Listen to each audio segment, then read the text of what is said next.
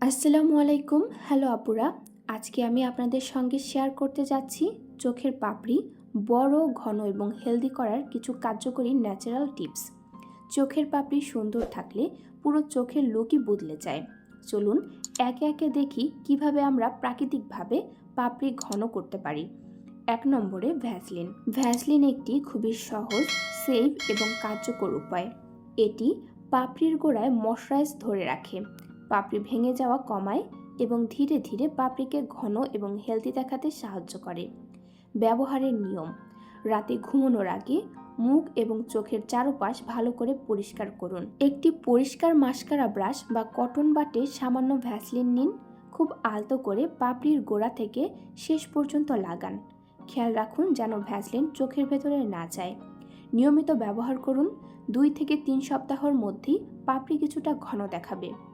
1 থেকে 2 মাস পর পাপড়ি লম্বা এবং হেলদি দেখাতে শুরু করবে।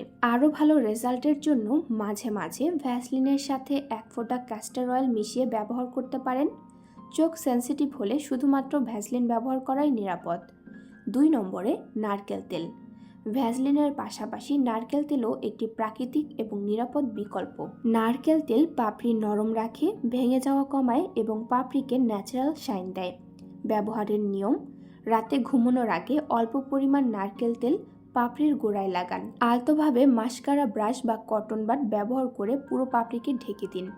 নিয়মিত ব্যবহার করলে পাপড়ি ধীরে ধীরে ঘন, লম্বা এবং হেলদি দেখাতে শুরু করবে। যে বিষয়গুলো অবশ্যই মাথায় রাখবেন: এই সব প্রাকৃতিক উপায় রাতারাতি কাজ করে না।